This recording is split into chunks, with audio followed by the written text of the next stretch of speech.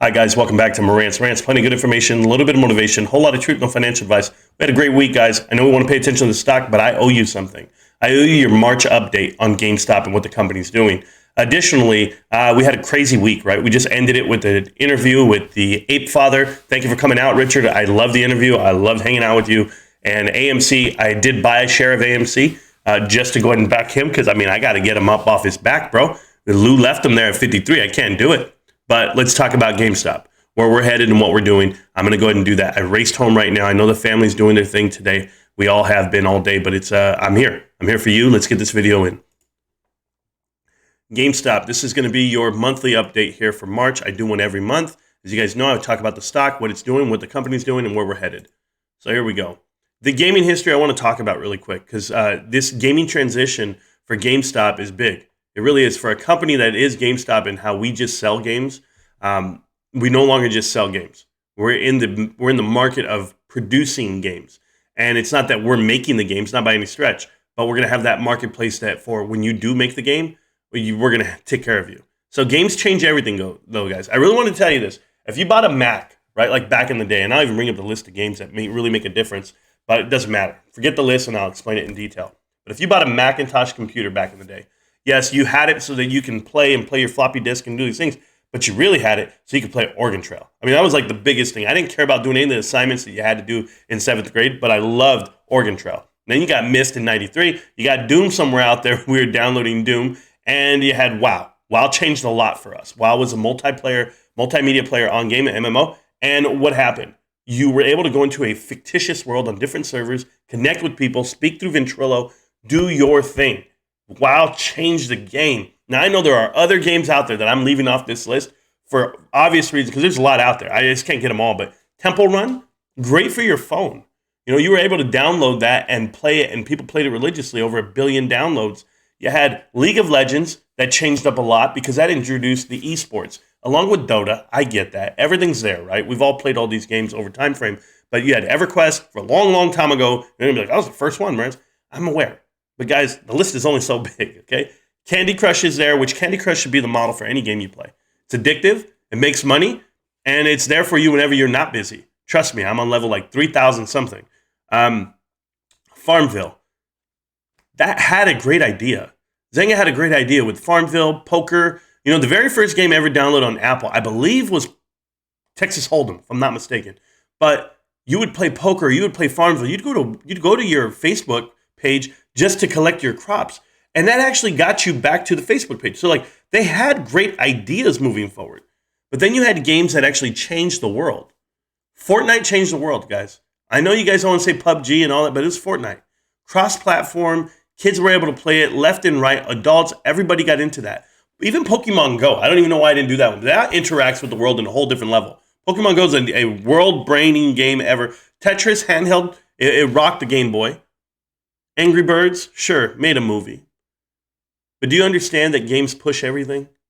All the things that you play games on, your phone, your watch, your computer, your tablet, even in your TV, everything is about gaming.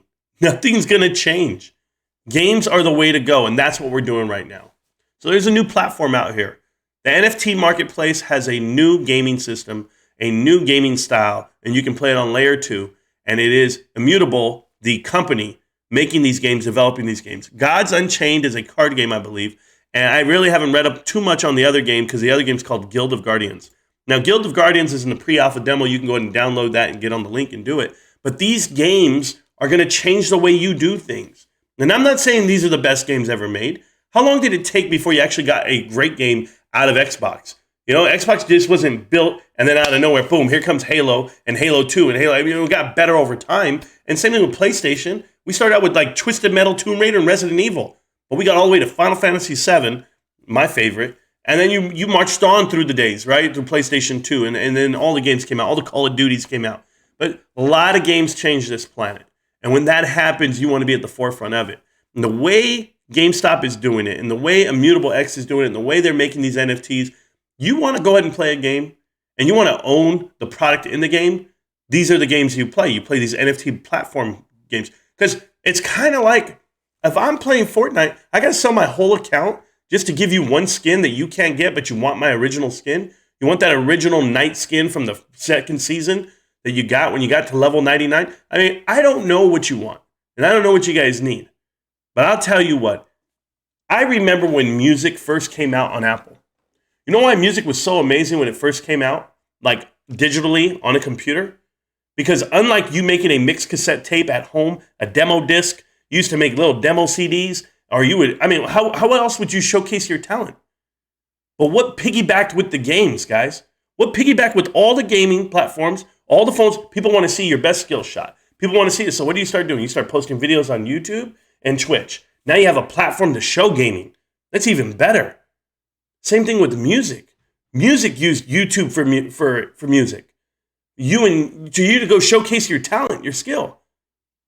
But the best music creators in the world were sitting in someone's living room, someone's basement, someone's bedroom, and they developed little music. I still remember, it was 2002, guys. I was sitting there, I was checking out the channel, and I saw this song that came on. It was called I Gotta Get Through This by Daniel Bedingfield. His sister, Natasha Bedingfield, very famous, by the way. But Daniel had a whole song called I Gotta Get Through This.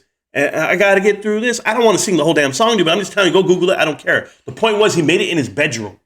It's a goddamn banger classic, made it in his bedroom. How many of these guys out right now are making music in their bedrooms and they're classics and they're monsters? They don't need to go to a studio and do it. What the hell do you think they're doing with video games on this planet?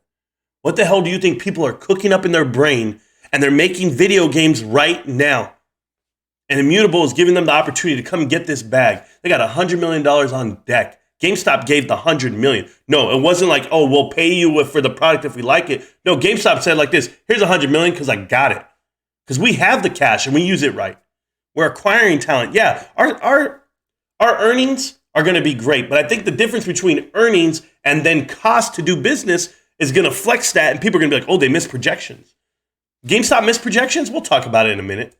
Go to the next one. What are we going to talk about at earnings, guys? Shh. I don't talk about anything. I don't need to explain myself to you. That's exactly what Ryan Cohen, Matthew Furlong, and the whole crew's going to look at you like. They don't need to tell you what they're doing. They're just going to do the work in silence. And then additionally, they're going to show you what they get. Right? Under promise, over deliver. GameStop earnings is going to be no questions, no answers. They're not going to do the Q&A. Not like other companies do. They're not going to ask you for ideas. They're going to go right back to work. They're going to give you some numbers. And what do they give you? Stats in only 3 categories. Collectibles, software, and hardware. That's it. Let's go. Here's what we made. Thank you. What do we use? We used $300 million to front load inventory. We used $300 million to acquire talent, whatever it costs. It costs money to start this up because we're not a startup. We're not some dudes trying to get money from Wall Street, guys. You see, there's no pitch decks here. We're not Chewy. We're GameStop. We've been a company since the 80s. We've been in business with this name since 2000 for 22 years. We're legit 4,800 buildings right now. That's the storefront. 3 distribution centers, crazy marketing team, crazy management team, loaded with cash, $2 billion, $1.8 billion cash, $1.5 billion by the time I do this video. And then what? Are we going broke? No. We're hustling. We're working. We're building it as we go. So what is this? What is GameStop doing so much more than the next guy? GameStop's doing more than games, obviously. Amazon to books, Chewy to pet food, and of course, GameStop to games. Collectibles and hardware, televisions, security systems, Apple phones, you name it. I went to a website today. I went to GameStop.eu. You guys can try it out. This is what I do with my day. I don't know what you do with yours. And I go on there and there's 6 different websites for 6 different countries. Italian, Switzerland, Australian, French. I don't even know the languages. I don't know them. But I clicked on all of them because I wanted to see what's the setup. And they're perfect. They're perfect. It's made to make money. You guys can go onto those websites, order things, everything you want. And I love it. So that's what they're doing. They're doing more than games. And additionally, I love the direction of the company. But this is what people want to tell you. People want to tell you that Best Buy is GameStop. Okay? Go read the articles, guys. They're everywhere right now. This was announced 2 days ago.